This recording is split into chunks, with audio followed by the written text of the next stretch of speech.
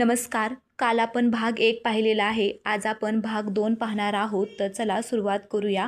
गाडी मेन्शनच्या बाहेर येऊन थांबते. तसं एक गार्ड लगेच गाडीजवळ येऊन अर्जुन बसला होता त्या साईडने गाडीचा दरवाजा उघडतो. अर्जुन गाडीतून खाली उतरतो आणि लगेच पाठीमागे वळून न पाहताच आतमध्ये जायला निघतो.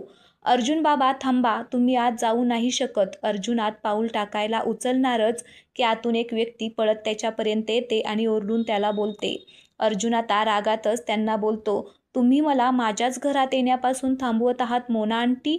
मोना आंटी घाबरून अर्जुनला बोलतात, मला माफ करा अर्जुन बाबा, पण तुमच्या मम्मीने फोन करून सांगितले की त्या आल्याशिवाय तुम्हाला आत जाऊ देऊ नका म्हणून.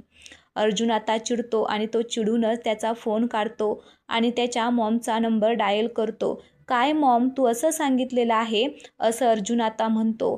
त्यावेळेस अर्जुनची मॉम त्याला म्हणते, मोना जे सांगते तसं कर, मी 5 मिनिटात पोहोचते. अर्जुनची मॉम फोन रिसीव्ह करून त्याला बोलतात आणि तो काही बोलेपर्यंतच त्या कॉल कटसुद्धा करतात. अर्जुनची नुसती आता चिडचिड होत असते. त्याचा आवाज ऐकून मोना पण दचकून एक पाऊल मागे सरकून उभी राहते. मोना अर्जुनच्या घरी खूप वर्षापासून काम करत होत्या, अगदी अर्जुन लहान होता तेव्हापासून. इकडे आता गार्डने रुपालीच्या साईडचा डोअर ओपन केला. तसं रुपालीसुद्धा तिची साडी सांभाळत गाडीतून खाली उतरते. तिची नजर एका ठिकाणी स्थिर होतच नव्हती. एखाद्या पॅलेसमध्ये आल्यासारखं वाटत होतं रुपालीला. ती आजूबाजूला पाहते तर अर्जुन तिथे कुठेच नव्हता. रुपालीला कळत नव्हतं काय करू, पण आत तर जावंच लागणार होतं. असं बाहेर किती वेळ उभी राहणार होती. रुपाली आत जाणार तेवढ्यातच पाठीमागून अर्जुनच्या मॉम डॅडची गाडी येते. ते दोघे गाडीतून खाली उतरतात तर रुपाली एकटीच बाहेर उभी होती. अर्जुनची मॉम तिच्याजवळ येते आणि तिला बोलते, चल रुपाली. होकारार्थी मान हलवून त्यांच्यासोबत जाते. अर्जुन चिडून बोलतो, मॉम व्हॉट इज धिस, किती वेळ मी असं बाहेर उभे राहायचे?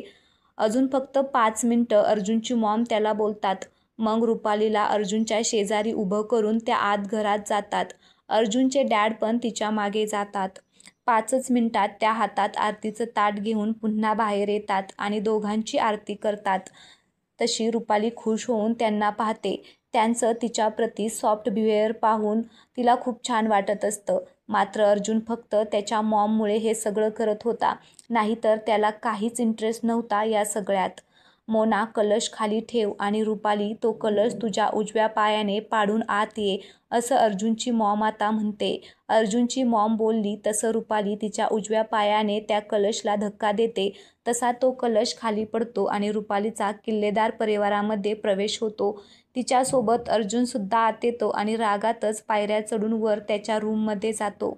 पाठीमागून त्याची मॉम त्याला आवाज देत असते, अर्जुन थांब, देवघरात जाऊन दर्शन घे, अर्जुन थांब. पण तो त्यांचं काहीच ऐकून न घेता त्यांचं बोलणं इग्नोर करत तो मागे वळून न पाहता निघून जातो. मोना, रुपालीला गेस्ट रूममध्ये घेऊन जा, अर्जुनची मॉम मोनाला बोलते आणि त्यांच्या रूममध्ये त्या पण जातात. खरं तर त्या अर्जुन आणि रुपालीला देवघरात जाऊन दर्शन घ्यायला सांगणार होत्या, पण अर्जुन तसाच गेला म्हणून मग त्या पण सोडून देतात. चला मॅडम, मोना रुपालीला बोलते, पण तिचं लक्ष नव्हतं. ती तर मेन्शनमध्ये प्रवेश केल्यापासून ते पाहण्यातच बिझी होती. तिच्या बाबांचा पण बऱ्यापैकी मोठा बंगला होता, पण अर्जुनचं घर त्यांच्या 4 पट मोठं होतं. मेन्शनचं बांधकाम आणि त्यातील फर्निचर सगळंच आधुनिक पद्धतीचं होतं.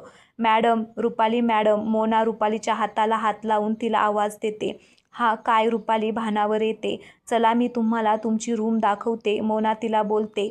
तशी ती तिच्या सोबत रूमच्या दिशेने जाते. काही लागलं तर फोन करून कळवा, मी लगेच येईल, मोना रुपालीला सांगते आणि रूममध्ये सोडून बाहेर जाते आणि रूमचा दरवाजा बाहेरून लोटून घेते. रुपाली रूमला एक नजर पाहून बेडवर बसते आणि तशीच मागच्या दिशेने अंग सोडून देऊन बेडवर पडते. ती एकटक वर सिलिंगला पाहत होती. तिला तिच्या आईबाबांची खूप आठवण येत होती. ती या सगळ्यांनी एवढी थकली होती की कुठलाच विचार तिच्या मनात येत नव्हता. 1 महिन्यापासून ती झोपलीसुद्धा नव्हती, ना जेवणसुद्धा तिने व्यवस्थित केलं होतं. त्यामुळे फक्त बेडवर पडल्या पडल्या तिला झोप लागते. तिच्या अंगावर हिरवी साडी, लाल कलरची नेटची हेवी ओढणी, गळ्यात दागिने, हातात हिरवा चुडा, सगळं तसंच होतं आणि ती तशीच झोपली होती. इकडे अर्जुन त्याच्या रूममध्ये येतो आणि सगळ्या वस्तू इकडे तिकडे फेकून देतो.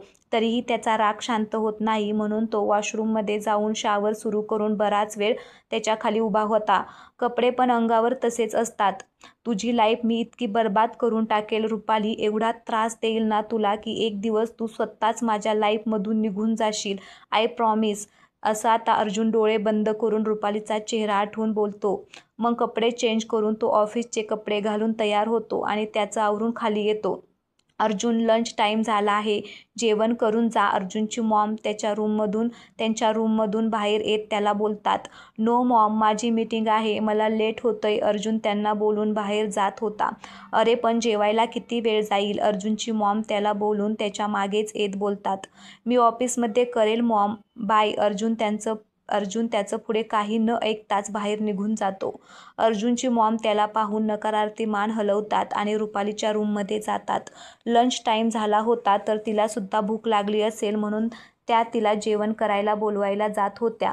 पण त्या तिच्या रूमच्या बाहेर येऊन थांबतात आणि त्या नॉक करतात तर आतून काहीच रिस्पॉन्स येत नाही म्हणून त्या रूममध्ये येतात.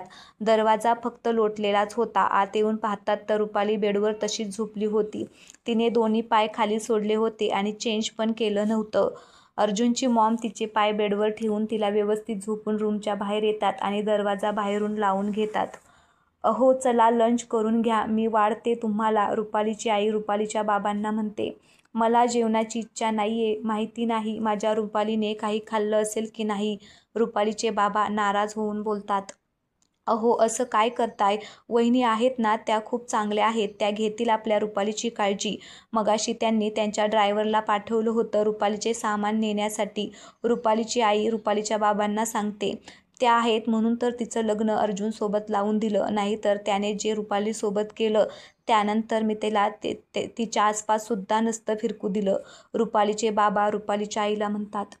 त्याने जे केलं त्याला कुठे ना कुठे आपण सुद्धा जबाबदार आहोत. आपल्या चुकीची शिक्षा माझ्या रुपालीला मिळत आहे. रुपालीची आई असं रुपालीच्या बाबांना बोलत बोलत अचानक रडायला लागतात.